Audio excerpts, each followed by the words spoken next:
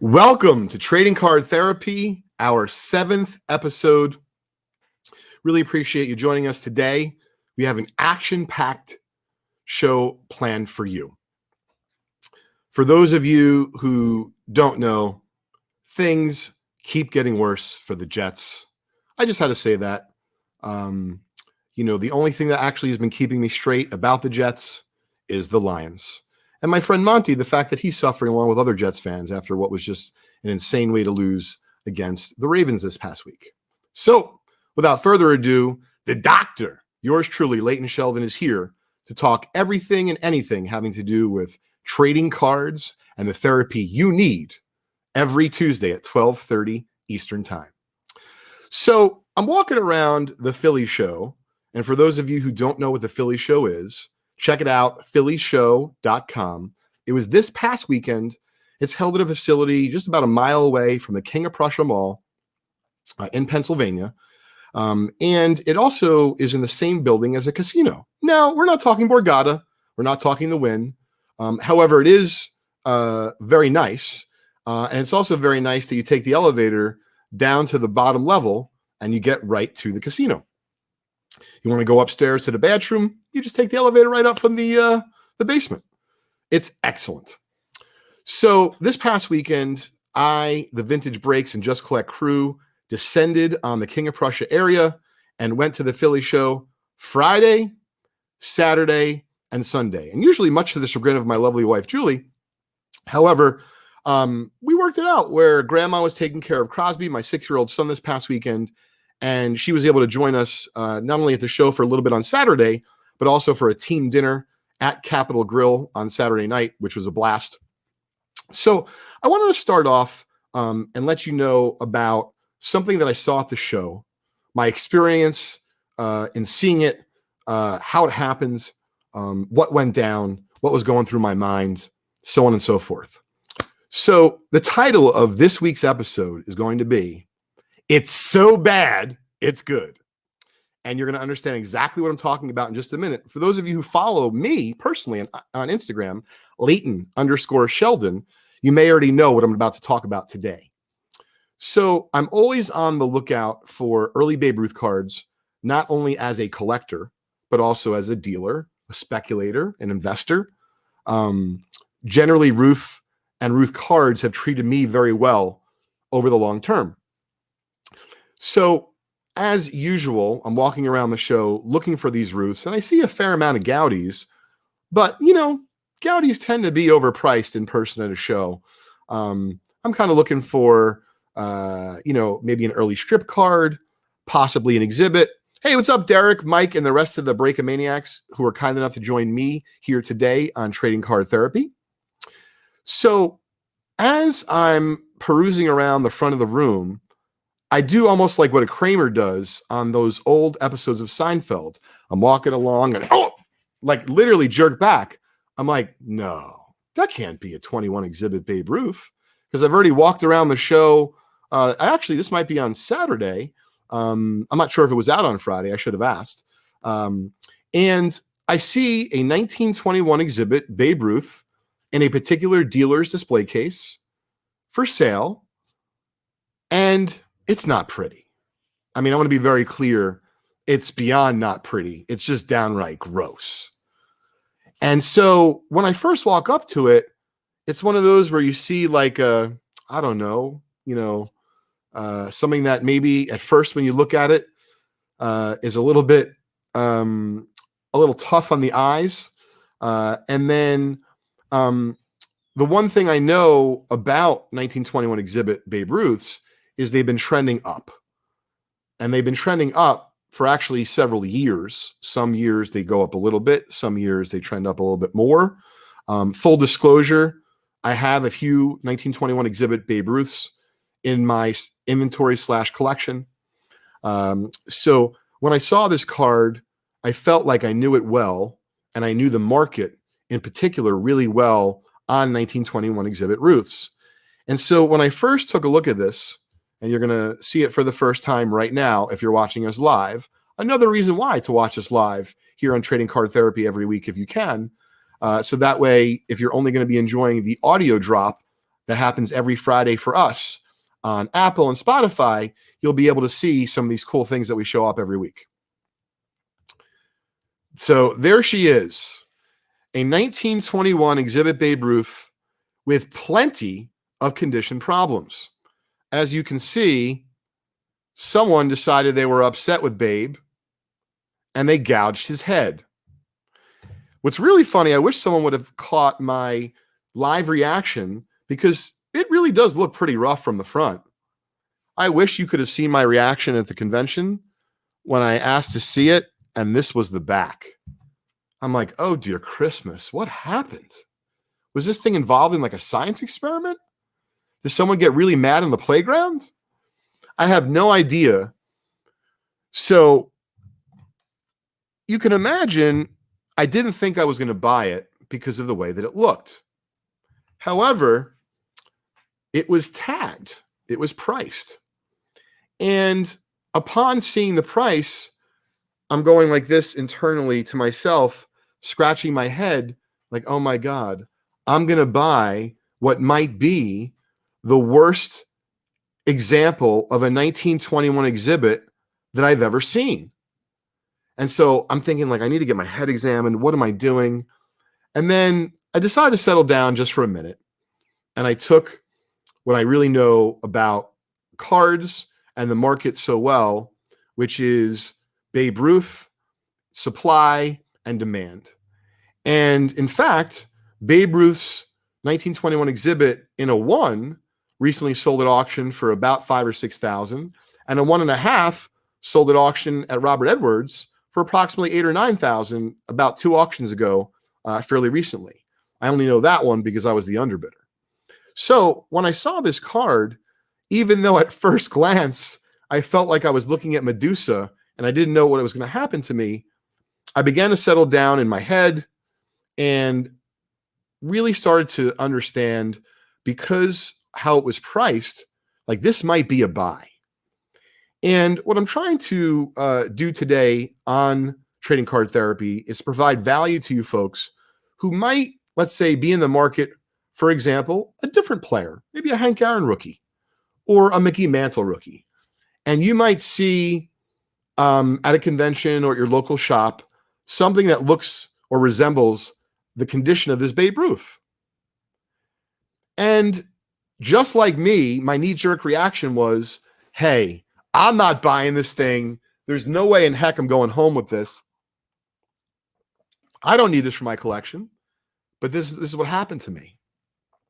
It was priced really fair because I happen to know the 1921 exhibit set and the 21 exhibit Babe Ruth really well because I actively follow the market. I felt ever so confident that it was a very reasonable price, albeit not that I wanted to buy it for my collection, but this is where I'm going with it. There was no reason to miss an opportunity to earn a fair, profit. And obviously I haven't sold it. I bought it to, put into my business here at Just Collect, or as a collector, happy to flip it and take some of that profit, maybe sell another 21 exhibit Ruth and use that money to buy a higher grade example. Because I do believe that long-term cards like this 21 exhibit Babe Ruth or an early Mantle, an early Jackie Robinson, you can do very, very well buying low-grade examples. But the highest and the sexiest returns tend to gravitate towards the highest grade examples of those respective cards. And so once I kind of, shrugged off the initial shock of seeing this condition anomaly, if you will, I decided to get into, battle mode, right? Deal-making mode at the show. So the card was priced, and he told me he had a little flexibility when I asked if he could do any better. And this is really funny. So the gentleman standing to my right, talking to this, longtime dealer, very nonchalantly, very innocently, hey, so-and-so, I don't know, is there, I'm interested in this card, it's a little expensive. Is there any discount for cash? And the gentleman dealer looked back at him and kind of said, hey, like, I'm giving you my best price, but I wasn't sure that he said that. So when he came over to me, I said, I just want to clarify before I entertain buying this, we'll call it a dime piece here, this 21 exhibit Babe Ruth. Hey, I was going to write you a check, but I'm happy to pay you cash if you think there's a cash discount. I felt a little bit uncomfortable asking because it's someone that I know well in the hobby. At the same time, not so uncomfortable that if I was able to save even an additional $100, that I asked it respectfully enough. And I had just heard the gentleman next to me ask, so I figured, why not? So it turns out that the price he had quoted me, which was a little bit off of sticker, was his best price. And if he's watching, he'll know the cat's out of the bag. Here's the deal, folks. I would have paid the sticker price. I asked professionally if he had any discount. So guess what? That little bit of money I saved, I'll be able to put that into another card in my collection. Or I bought some Essential Credential 1997 baseball at the show, which was kind of a fun purchase for me. We'll talk about that maybe in a future episode of Trading Card Therapy. So all in all, this is one of those where, like, I didn't feel real proud walking away initially. And then it's so bad, it's good, kind of stuck with me. I shared it yesterday on Instagram, on Leighton_Sheldon account. Got some great feedback. And the feedback largely surrounded the journey of Mr. Ruth and what he had been through to be in this condition as it stands today. But all joking aside, I want you to take this away from the discussion of the 21 exhibit Babe Ruth, that if you're a Jordan rookie collector, if you're a Kobe insert guy, whatever the scoop may be in your little niche, don't be afraid to execute when you see something at a convention, at a card shop, at a trade night, and you think it's mispriced, you think it's underpriced, and you can maybe make a few bucks on it, or you'll have to save it for a little bit, and then you'll be able to flip it and use that profit for something else that you'd like a little bit better. That's all I am doing with this 21 exhibit Babe Ruth. I've not thought about how much I'm going to sell it for yet, or what I'm going to list it at. Most important thing to me, and I've said this often, the money that you make is on the buy. Often people think the money you make is when you sell a card. I disagree. All of the hard work, if you do it right, it's on the front end. It's knowing the market. It's knowing when to pounce. It's having the resources. The money is made on the buy. And that's straight from the doctor. So next time you're at a convention and you see a Jordan rookie, because one of our very own Bill Zeltner from the Vintage Breaks community asked me about this in the last few days when we were talking about auction houses last week right here, and was trying to get or solicit advice from me on how to pick a Jordan rookie. And so he's not necessarily buying a Jordan rookie like that's going to be his end-all be-all or his final one. He just wanted to get some general advice. And so when I said, hey, if this isn't going to be the one you're going to keep and you want to flip it, you want to get that early bid as quickly as you can on the best well-centered example that you can afford. Because when it comes times to flip it, you're going to be able to make a couple $100, maybe a little bit more. You do that a few times, and all of a sudden, you're going to be able to buy, whether it be a lower grade Jordan rookie, or you continue to save and buy a better Jordan rookie. So in terms of the 1921 exhibits Babe Ruth, it really came down for me, one, having the desire and the willingness to walk around the convention. I am amazed at how many folks are very complacent to stay at their booth. And if something great walks up to them, awesome. If something great does not walk up, they're still going to, do their thing at the convention. And for me, we have the team for Just Collect and Vintage Breaks at the booth. And then I'm usually kind of like the floor general. I'm out there seeing what's out on the, out there for purchase. And so when I saw this 21 exhibit Ruth, I didn't think I was buying it. But when I thought about it a little bit further, considered what I had just bid not that long ago for a 1.5. And then the icing on the cake, if I wasn't sure, I thought this would be the worst example that I had ever seen. And yet I go on eBay and there's an example for more money than I thought. Once again, it's an asking price, so keep that in mind. And it looks worse than this. So all in all, I feel pretty good. Even if I keep it, she's growing on me. I like the wear that she has. I like the story she has to tell, and it's just so bad it's good. So that's where we're going to end things on the Ruth exhibit. I thought it would be fun today to switch gears just a little bit, but we haven't done this yet here on our show, to give you a live report about a trading card convention. So as I mentioned at the beginning of the show today, I was at the Philly show this past Friday, Saturday, and Sunday. Non-stop action.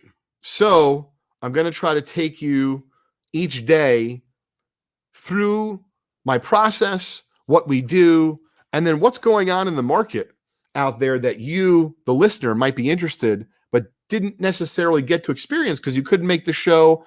And it's only the Tuesday after the convention, so there's not a ton of social media content on it yet.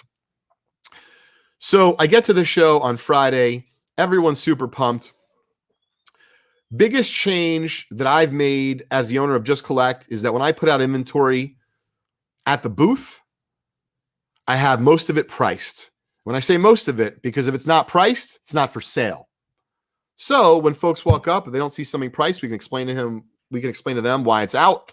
But that is one of the bigger changes we've made. And it's been very effective for us in a variety of different ways. So people like to have the front booth at these conventions to be able to buy fresh stuff. But I didn't hear of anything substantial walking in. And I know all the guys at the front of that show, Bobby and Kurt and Brian Deck. And in fact, I sat next to Kurt and Bob on Thursday night dinner at, of course, Capitol Grill. So the Friday of the show, to me as a buyer, is all about walking around and trying to identify what is either unique, rare, or just a good buy. But ultimately, I try to buy the highest quality material on the first day of something that I may not see, let alone on Saturday or Sunday, but something that I may not even see later that day on a Friday. And so that's why I was so happy that the 1921 Exhibits Ruth was there on Saturday. But once again, I don't know if it was put out earlier than that.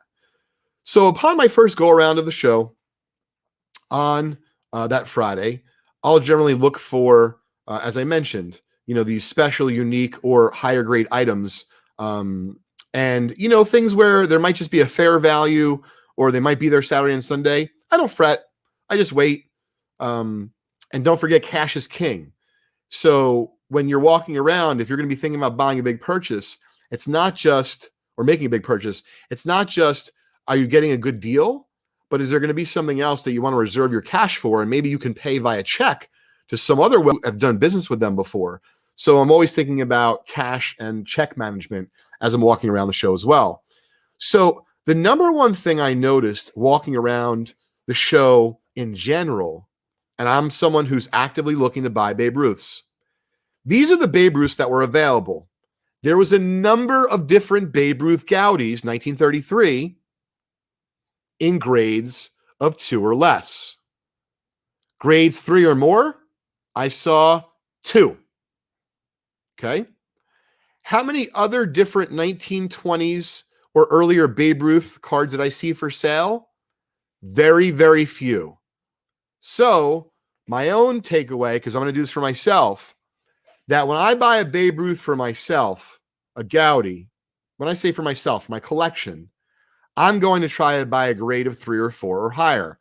I recognize we're not considering anyone's budget, but in terms of investment quality, I'm letting you know, even though the card's appreciated, Babe Ruth 1933 Goudie card, not rare, not hard to find. Could have bought several of them at the show. 3 and higher, almost none. So along the lines of Babe Ruth, guess what I didn't see a lot of? Babe Ruth Sport Kings. Love that card, Been trying to actively get one for a while. I lost out on one in a lot this past weekend of a near complete Gaudy Sport King set that was in Leland's auctions. And I just really want one. I love the look of that card. Haven't had one for a little while. And there was none at the show.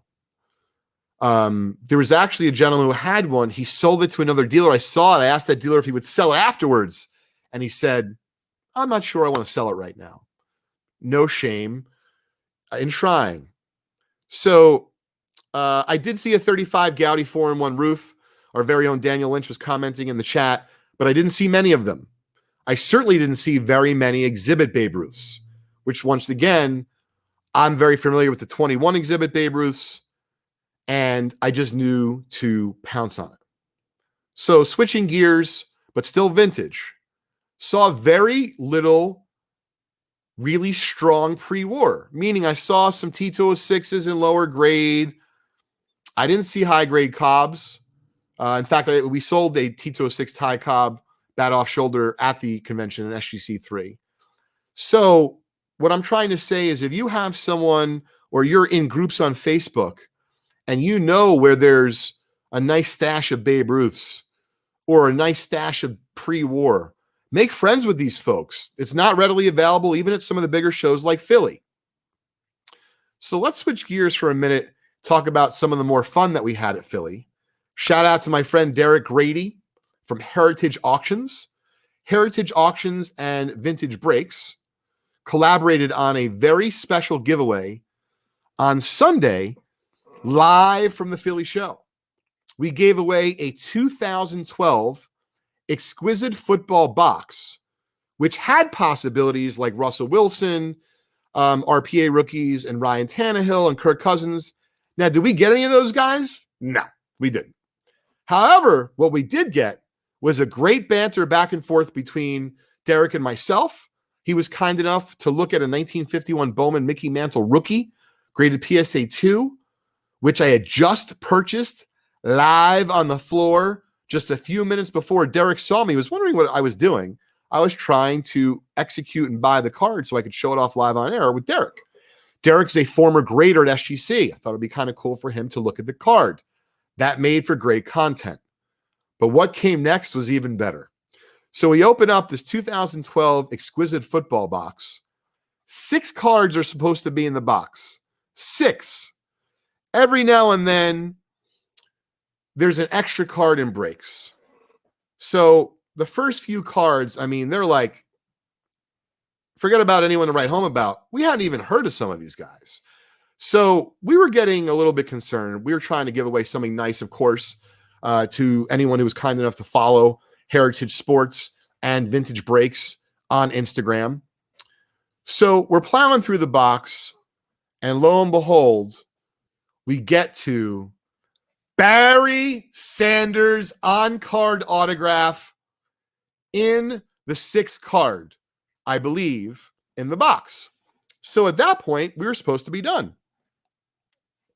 Nothing else left in the box. This is the beauty of doing things live at a show, because people get to see behind the curtain just a little bit here what we're doing at Vintage Breaks, and we have a lot of fun. There was a 7th card.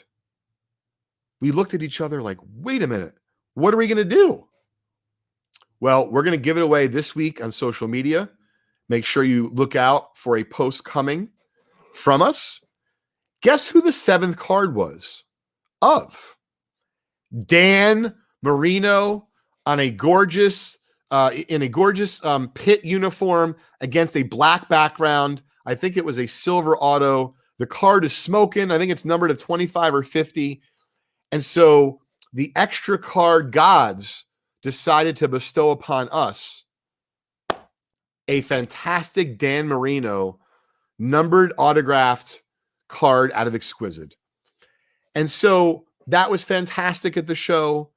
J5 and Sam and the team were giving away packs all weekend, the kids walking around the show.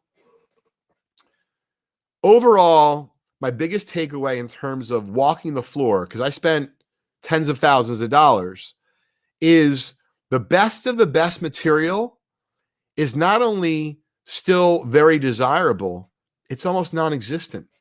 Like a 52 Topps Mantle, I thought I'd be seeing a 4 or a 5 or a 6. I saw an authentic. I did not see anything super high grade. When it came to 52 Topps Jackie Robinson, I did see an SGC 8. I didn't like the way it looked for the grade. Other than that, every other 52 Topps Jackie, low grade. In terms of Namath rookies, Jim Brown rookies, once again, there were a few available, generally not of high quality. So when I saw this 1958 Topps Mickey Mantle PSA 7 that I purchased, or that I ultimately purchased at the show, you're going to know why. If I grab that, Ken, you're going to know why I bought it. Because when you look at hundreds, if not thousands of cards at a convention, and you see something like this, it really sticks out at you. Amazing eye appeal. Wouldn't be out of place in an 8 holder. And it's one of those where when I was told the price, guess what? It was fair. I didn't negotiate. I said, thank you very much. So kind of the opposite of what I did with the 21 Exhibit Ruth.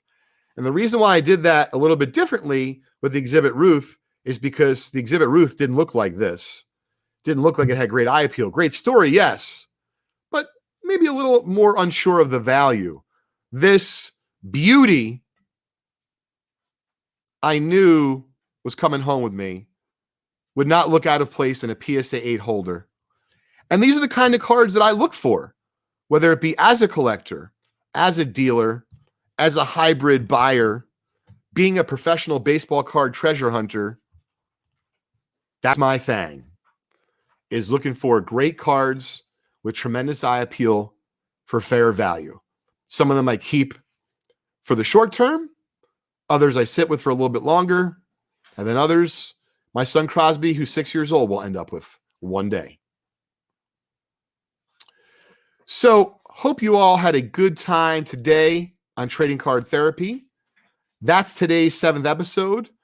Look for a very special announcement because this is our 7th episode. We'll be giving something Mickey Mantle related away in the coming weeks as we drop our 7th episode this Friday on Apple, Spotify, and all those wonderful places you enjoy your podcasts. This is the Doctor, Leighton Sheldon, signing off. Thanks for tuning in.